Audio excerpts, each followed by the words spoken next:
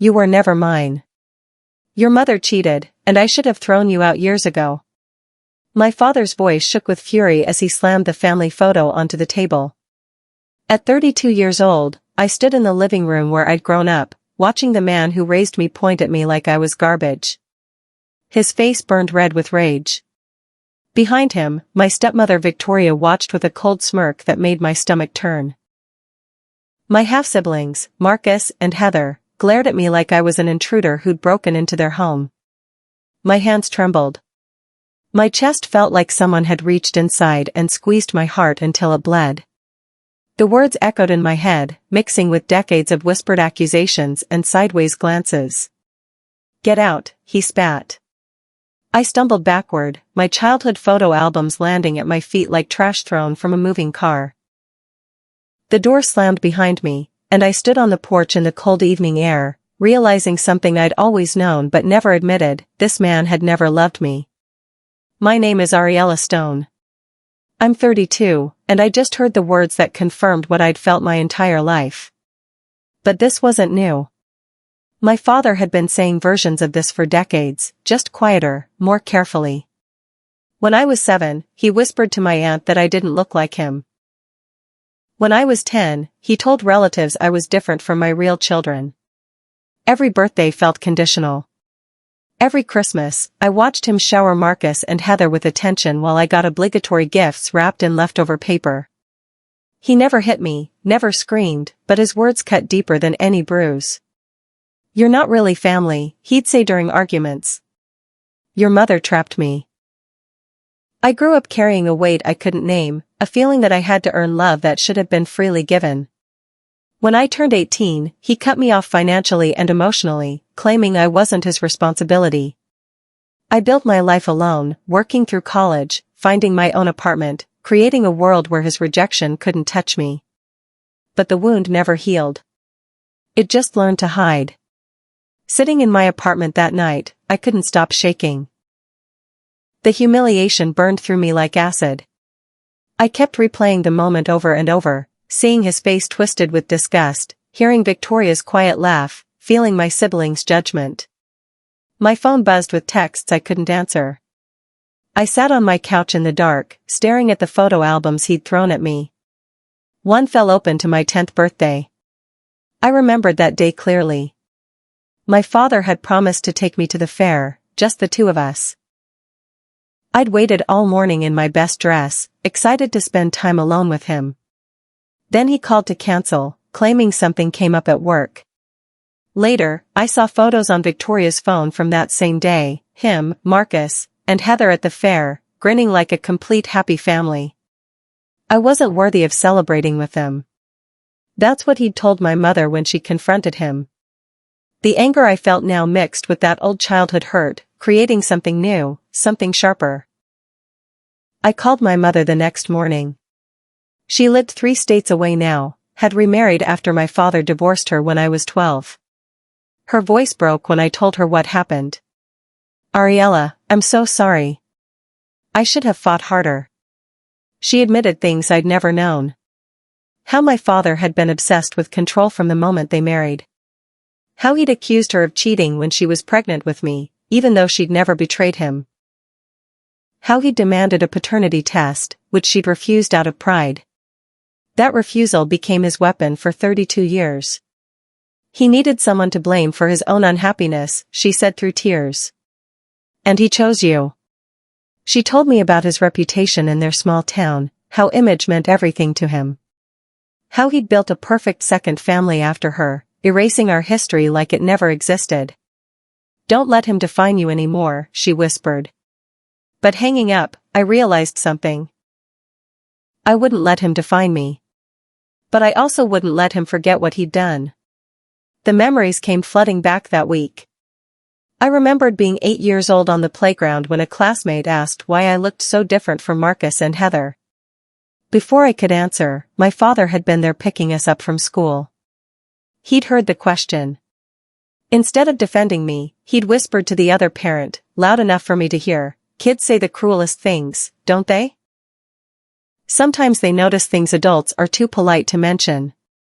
The shame I felt that day burned hotter than any physical pain.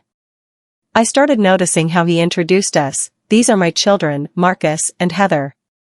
And this is Ariella. Never my daughter. Always just my name, separate from the family unit. At school events, he'd stand with Marcus and Heather for photos, telling me to wait on the side. It looks better with just 3, he'd say. The emotional abuse was invisible to outsiders but crushing to me. Each small rejection built on the last until I believed I deserved less love than everyone else. I started seeing a therapist that month. Dr. Patricia Martinez listened as I unpacked 32 years of subtle rejection and overt cruelty. "You're not broken," she told me during our 3rd session. "You survived a form of psychological warfare. That takes incredible strength." She taught me journaling exercises to separate my father's lies from my truth. I wrote pages about the birthday parties where I felt like a ghost, the family vacations I wasn't invited to, the college graduation he skipped because it wasn't convenient. But I also wrote about my successes. The scholarship I earned on my own. The career I built in healthcare administration without his help. The friends who chose to love me unconditionally. Through therapy, I started building a life outside of his toxic shadow. Then I met Francine, a senior director at my hospital who became an unexpected mentor. Over coffee one afternoon, she told me her own story of family rejection and rebuilding. "Your past doesn't define your power," she said firmly. "You do." 3 months after that awful confrontation, my healthcare company announced a new wellness initiative. They were offering free comprehensive health screenings to all employees, including an optional DNA test for genetic health markers. The email sat in my inbox for 2 days before I clicked it. The test was voluntary, confidential, and processed through a reputable laboratory. Most people were signing up to check for cancer risks and hereditary conditions. But staring at that consent form, I felt something shift inside me. This wasn't about proving anything to my father. This was about finally knowing the truth for myself. After 32 years of his accusations, I could lay the question to rest in my own mind. I signed up on a Friday afternoon, completed the cheek swab at the company health fair, and mailed it in that same day. The lab promised results in 4 to 6 weeks. I told myself I was doing this for closure, for peace. But deep down, I knew, I was planting a seed that would change everything. 6 weeks later, the email arrived. "Your DNA results are ready." My hands shook as I logged into the secure portal. The health markers came first, low risk for most genetic conditions, vitamin deficiencies I could manage. Then I clicked the Ancestry and Family Match section. The screen loaded slowly, and suddenly I was staring at data that made my breath catch. Confirmed biological relationship, 50% genetic match with, my father's name appeared in the database. He'd taken a DNA test years ago, probably for one of those ancestry hobby projects. The match was undeniable. I was biologically his daughter. 32 years of accusations, all proven false in one scientific report. But as I scrolled further, something else caught my attention. The system had matched me with other relatives, building a family tree. That's when I saw it, a half-sister I'd never heard of, born 2 years before my parents married. A daughter from a relationship my father had hidden his entire life. The woman's profile was public, sharing her story of being abandoned by her biological father who'd refused to acknowledge her existence. My father's name was there, documented in her painful history. The power I now held felt heavy in my hands. I sat at my computer for 3 hours, reading everything I could find. My half-sister's name was Valerie. She lived across the country and had spent years searching for family connections. According to her posts in DNA family forums, our father had gotten her mother pregnant during college, then denied paternity and abandoned them both. He'd built his respectable life pretending she didn't exist, accusing anyone who questioned him of lying. Valerie had been looking for him for 15 years. I verified every detail, cross-referencing dates and locations. It all matched. My father's cruelty toward me suddenly made devastating sense. He'd spent decades deflecting from his own sins by accusing my mother of the very thing he'd done, hiding a child. I downloaded every document, saved every genetic report, took screenshots of Valerie's forum posts. I created a folder on my computer labeled Family History and backed everything up 3 times.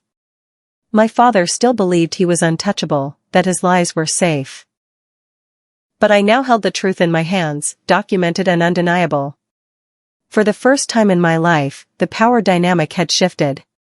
2 weeks later, my phone rang with my father's number. I stared at the screen, debating whether to answer. When I finally did, his voice was artificially cheerful. "Ariella, I think we should talk. Family dinner this Saturday, just to clear the air." I could hear Victoria prompting him in the background. They wanted to smooth things over, probably worried I'd cause problems with extended family. I said yes, keeping my voice neutral and calm. That Saturday, I dressed carefully, bringing nothing but my purse and my composure. Their house looked the same as always, perfectly decorated, magazines ready. Marcus and Heather were there, sitting stiffly on the couch. My father smiled too widely, playing the gracious host. Victoria watched me with suspicious eyes. The tension in the room was thick enough to cut. We made small talk about weather and work, everyone dancing around the real conversation. My father laughed at his own jokes, trying to recreate normalcy that had never existed. I smiled, nodded, and observed everything. Every glance between him and Victoria. Every nervous gesture when the topic shifted toward family. I was no longer the rejected daughter begging for acceptance. I was the calm observer, watching a performance I'd seen my entire life, but now understanding all the hidden motivations behind it. During dinner, I noticed his patterns more clearly than ever. The subtle put-downs disguised as jokes. Ariella always was sensitive about family topics, he'd say with a laugh. The way he'd glare at me when others weren't looking, then smile when they turned back. How Victoria would touch his arm whenever tension rose, redirecting conversation. Marcus and Heather said little, clearly uncomfortable but unwilling to challenge their father. I didn't react to any of it. I asked polite questions, thanked Victoria for the meal, complimented the house decorations. But internally, I was recording every manipulation, every microaggression, every moment that revealed his need for control. This wasn't about anger anymore. This was about understanding the man who'd shaped my entire childhood. As dessert was served, I mentioned casually that my company had done health screenings. "Everyone's getting DNA tests these days," I said lightly. "Learning about genetic health risks, family history, that sort of thing." My father's hand froze halfway to his coffee cup. His eyes met mine for a split second, and I saw something flicker there. Not quite fear, but close. Uncertainty. It was gone quickly, replaced by his usual confidence. But I'd seen it. Over the next few weeks, I planted tiny seeds of doubt without ever directly confronting him. At a random family coffee meeting he'd initiated, I casually mentioned learning about inherited health conditions. "It's fascinating how genetic testing can reveal family medical history you never knew about," I said, stirring sugar into my tea. "Sometimes it uncovers surprises." My father shifted in his seat, his confidence cracking slightly. "Those tests aren't always accurate," he said quickly. "I wouldn't trust them." I nodded thoughtfully, letting silence fill the space. Later, I mentioned to his sister, my Aunt Carol, that I'd been researching family genealogy. "It's interesting what DNA databases can show about family trees," I told her on the phone. "Connections you never expected." I heard her mention it to my father later during a family call. Each small comment, each vague reference, built pressure without giving him anything concrete to attack. He couldn't accuse me of anything specific, but he knew something was coming. I watched him grow more anxious with each passing week, his usual swagger replaced by nervous energy. The man who'd controlled every family narrative for decades was losing his grip. Marcus called me unexpectedly on a Tuesday evening. "What's going on with you and Dad?" he asked, sounding genuinely confused. I kept my voice gentle. What do you mean? He hesitated, then admitted our father had been acting strange, asking odd questions about me, seeming paranoid about family discussions. He keeps saying you're planning something. I laughed softly. I'm just living my life, Marcus. Learning about health and family history like everyone else. But my brother wasn't stupid. You found something out, didn't you? He asked quietly. I didn't confirm or deny, just let the silence speak. Before hanging up, Marcus said something that surprised me. If he lied about you, what else did he lie about? That question spread to Heather next. She texted me later that week, asking to meet for coffee. When we sat down, she looked uncomfortable. Dad's been different lately. Defensive. Victoria says he's stressed about work, but it feels like more. I stirred my coffee, choosing my words carefully. Sometimes the truth has a way of surfacing, no matter how long it's been buried. Heather's eyes widened slightly. She didn't ask for details, but I could see her mind working, connecting dots she'd never considered before. My siblings weren't my enemies. They were just people who'd believed a comfortable lie their entire lives. Now, that lie was cracking. My father started calling more frequently, his voice tight with barely controlled anxiety. Are you planning to cause trouble for this family? He demanded during one call. I kept my tone measured. I'm not planning anything. I'm just living my truth. That seemed to make him angrier. Your truth? You always were dramatic. But his words lacked their usual power. He was scared, and we both knew it. I heard through Aunt Carol that he'd been cleaning out old files, organizing documents, becoming obsessive about details. Victoria told relatives he was worried about family reputation and past misunderstandings coming to light. He'd stopped sleeping well, looked older, more frantic. For the first time in his life, he didn't control the narrative. I went about my normal routine, work, therapy, time with friends. I started dating someone kind who actually valued me. I renovated my apartment, took a weekend trip to the coast, lived my life fully. But I also kept copies of all DNA documentation in multiple secure locations. I connected with Valerie online, carefully, compassionately. She was stunned to learn she had a half-sister who believed her. We talked for hours about our father's patterns of denial and abandonment. She'd built a good life despite his rejection. We both had. That resilience was its own kind of revenge. At a community charity event my father always attended, another performance of his perfect family image, I showed up unexpectedly. I hadn't planned to go, but Francine from work invited me, not knowing my father would be there. When he saw me across the room, his face went pale. I smiled politely, greeting people I'd known for years. Conversations naturally turned to family, health, modern medicine. My company did these amazing DNA screenings, I mentioned to a group including several of my father's business associates. The technology is incredible now. They can trace family connections back generations, reveal relatives you never knew existed. The words were innocent enough, but my father heard them from across the room. His jaw clenched. Victoria hurried over, steering him away. But the damage was done. People were asking questions, commenting on how genetic testing was revolutionizing family history research. One of his friends mentioned doing a DNA test and finding a cousin he'd never known about. Family trees are full of surprises, the man laughed. My father excused himself early, claiming he wasn't feeling well. I stayed, enjoyed the event, made donations to causes I cared about. I wasn't attacking him directly. I was simply existing in his world, speaking truths that terrified him. His reputation had always mattered more than anything. Now, that reputation was built on lies that couldn't survive scrutiny.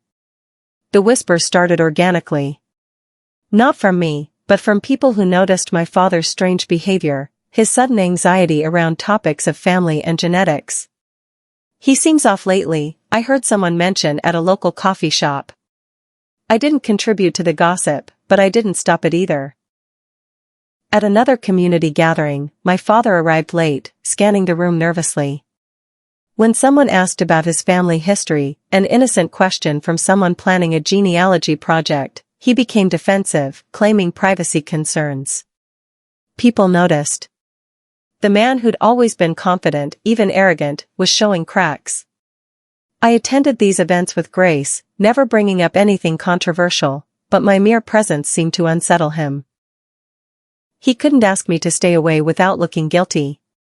He couldn't confront me publicly without revealing his anxiety. So he suffered in silence, watching his carefully constructed image develop tiny fissures. One evening, I ran into an old family friend, Paula, who'd known my father for 30 years. She pulled me aside, concerned. "Your father seems troubled lately. Is everything okay?" I smiled gently. "He's probably just dealing with old choices catching up to him. It happens to everyone eventually." Paula's expression shifted, understanding something unspoken. Sometimes, the truth didn't need to be shouted. It just needed space to breathe. My mother called one Saturday morning, her voice stronger than I'd heard in years. "I'm proud of you, Ariella. For surviving him, for building your life. What are you planning to do with this information?" We talked for 2 hours, strategizing not with cruelty, but with careful precision. She told me stories I'd never heard, how my father had threatened her during their divorce, used his reputation to make her look unstable, isolated her from mutual friends. "He wins by making people doubt reality," she explained. "The only way to beat him is with undeniable proof." We agreed, the final reveal wouldn't be a public spectacle. It would be private, controlled, and impossible for him to deny or spin. My mother offered to be there if I needed her. For the first time, she became my ally instead of a bystander. We weren't trying to destroy him. We were trying to free ourselves from his web of lies. That night, I drafted a simple invitation, dinner at a nice restaurant, neutral territory, just the two of us. "I think it's time we talked honestly," I wrote in the text message. He responded within minutes, clearly desperate to control whatever was coming. "Yes. Let's clear the air." He thought he was walking into a reconciliation where he'd reassert authority. He had no idea he was walking into the truth he'd spent 32 years running from. The restaurant was upscale but not showy, with private booths that offered discretion. I arrived first, ordered water, and waited. My father walked in 15 minutes later, wearing his best suit, his expression a mix of confidence and barely hidden worry. He sat across from me, adjusting his tie, forcing a smile. "I'm glad you reached out," he started, trying to set the tone. "Family is important. I think we can move past this recent unpleasantness." I let him talk. He rambled about misunderstandings, stress at work, how Victoria had been pushing him to reconnect. He claimed he'd spoken harshly but didn't mean it. Every word was calculated to rewrite history, to make himself the victim of circumstances. I sat quietly, hands folded, watching him perform. When he finally paused, expecting agreement, I reached into my bag.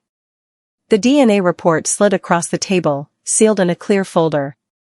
Professional, official, undeniable. "What's this?" he asked, though his face already showed he knew. "The truth you've been afraid of for 32 years, I said calmly. He opened the folder with shaking hands, scanning the first page. I watched the color drain from his face as he read the biological match confirmation. His mouth opened, closed, no words coming out. The power dynamic we'd lived with my entire life reversed in that single moment. "This proves I'm your daughter," I said quietly, letting each word sink in. "Every accusation you made against my mother, every cruel word you said to me, every time you told relatives I wasn't yours, all lies." He stared at the report, his hands trembling. "This could be wrong. These tests aren't perfect." I slid another page across the table. "That's your DNA profile from the Ancestry website you joined 5 years ago. Perfect match. Science doesn't lie." His breathing became shallow. He looked up at me, and for the first time ever, I saw fear in his eyes. Real, undeniable fear. "Why are you doing this?" he whispered. I leaned forward slightly. "I'm not doing anything except showing you truth. But here's something else interesting." I revealed the information about Valerie, his first daughter, the one he'd abandoned decades ago. His face went from pale to gray. "The daughter you denied. The woman you left to grow up thinking her father didn't want her. Sound familiar?" Silence filled the booth, heavy and suffocating. My father's entire foundation was crumbling. His lies, his carefully crafted image, his moral authority, all of it collapsing under the weight of documented truth. "Please," he finally choked out. "Please don't tell anyone." And there it was. The man who'd spent 32 years making me beg for acceptance was now begging me. Tears filled his eyes, real tears, something I'd never seen before. "I'm sorry," he said, his voice breaking. "I was wrong. About everything. Your mother never cheated." I knew it, deep down I always knew it. But I was angry, scared, and I took it out on you. The apologies poured out, for the birthdays he ruined, the graduations he missed, the love he withheld. For teaching me I had to earn what should have been freely given. For making Victoria and my siblings treat me like an outsider. For every cruel word, every cold glance, every moment he made me feel like I wasn't enough. "I'll do anything," he pleaded. "Just don't destroy me." I sat back, letting him cry, feeling nothing but a strange calm. This was the moment I'd unknowingly prepared for my entire life. The moment where I held all the power and he had none. But looking at him now, broken and desperate, I realized something. I didn't want revenge. I wanted freedom. His tears weren't for me. They were for himself, for his reputation, for the consequences he finally couldn't escape. He wasn't sorry for hurting me. He was sorry for getting caught. Marcus and Heather texted me separately that evening. My father had called them, panicking, admitting things they'd never known. "He told us the truth," Marcus wrote. "About Valerie. About lying about you. I don't know what to say." Heather's message was simpler: "I'm sorry. We should have questioned him years ago." They wanted to meet, to understand, to rebuild something from the wreckage of lies we'd all been living in. I agreed to coffee the next week. When we sat down together, the dynamic was completely different. They looked at me with new eyes, not as the outsider, but as the sister who'd survived something they were only beginning to understand. "How did you live with this?" Heather asked, genuine pain in her voice. "I had to believe I was worthy despite what he said, not because of it," I explained. Marcus admitted their father had already started changing his story to family members, trying to minimize the damage. "He's telling people it was a misunderstanding, that the DNA test clears everything up and we're all happy now." I shook my head. "He doesn't get to control this narrative anymore." My siblings and I talked for hours, building a new relationship based on honesty instead of their father's manipulation. They weren't responsible for his choices, but they chose now to stand with truth. Word spread through our small community faster than my father could manage. Not through me. I never posted on social media, never gossiped, never confronted him publicly. But truth has a way of traveling on its own. People who'd known him for years started asking questions. Friends who'd heard his accusations against my mother for decades now wondered what else he'd lied about. Business associates noticed his anxiety, his defensive responses to innocent questions. Paula, the family friend I'd talked to at the event, apparently spoke with others. Victoria's own family started hearing versions of the story. The perfect image my father had cultivated, successful businessman, devoted family man, pillar of the community, began to crack. Not spectacularly, but steadily, like paint peeling from a wall. People stopped inviting him to certain events. His social circle, built on reputation and appearance, started to shrink. I did nothing to encourage or discourage any of it. I simply existed, living my life openly while he scrambled to control damage I wasn't even causing. His reputation was collapsing under the weight of his own lies, and I didn't have to lift a finger. Sometimes, justice doesn't require action. It just requires truth and time. 6 months after that dinner, my life looked completely different. I'd been promoted at work, my consultancy on the side helping other healthcare professionals was growing. I'd moved to a larger apartment with a balcony overlooking the city. I started painting again, something I'd loved as a child but had abandoned because my father called it a waste of time. I traveled to visit Valerie, finally meeting my half-sister in person. We shared stories, cried together, laughed at the absurdity of our father's ability to damage people while protecting his image. She'd built an amazing life despite his abandonment, successful career, loving family, peace with her past. He doesn't get to define us, she said over dinner. My relationship with Marcus and Heather continued to grow, separate from our father's influence. We created new traditions, built real connections. The emotional weight I'd carried for 32 years, that desperate need for his approval, had lifted. I wasn't trying to prove anything to anyone anymore. The friends I'd built my life with celebrated every milestone. Francine from work became a mentor and close friend, introducing me to other women who'd overcome family trauma to build powerful lives.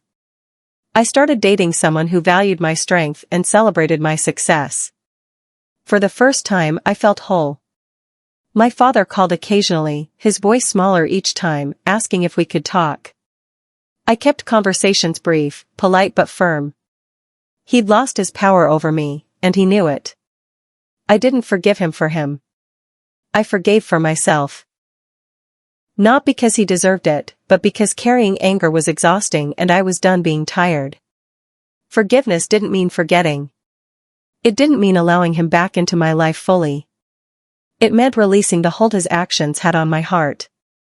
I realized his cruelty had never been about me. It was about his own fear, his shame, his inability to face the truth of who he was. Watching him now, diminished and desperate, I felt something I never expected, pity. Not the kind that forgives all wrongs, but the kind that recognizes a deeply broken person who broke others to hide his own cracks. My revenge hadn't required cruelty. My calm intelligence, strategic patience, and simple truth had achieved more than anger ever could. His moral authority was gone. His social standing had collapsed. His family relationships were built on fragile honesty now instead of comfortable lies. And me? I was free. 1 year after that confrontation in his living room, I sat on my balcony watching the sunset, reflecting on everything that had changed. The girl who'd grown up believing she wasn't worthy of love had become a woman who knew her worth completely. The daughter who'd begged for acceptance had learned to accept herself. The hurt child had healed into a powerful adult who helped others navigate their own family trauma through workshops and support groups I'd started organizing. My father was still alive, still in town, but he was no longer the center of my universe. He was just a man who'd made terrible choices and finally had to face them. I'd moved to a new city for a better job opportunity, buying a cozy home with a garden I tended on weekends. Marcus, Heather, Valerie, and I video called weekly, building a real sibling relationship based on truth. My mother visited often, finally at peace herself. I celebrated milestones with friends who were truly family. The kind you choose, who choose you back without conditions. The final line I wrote in my journal that evening captured everything. For 32 years I carried the weight of someone else's lies. Today, I carry only my truth, and it's mine to keep.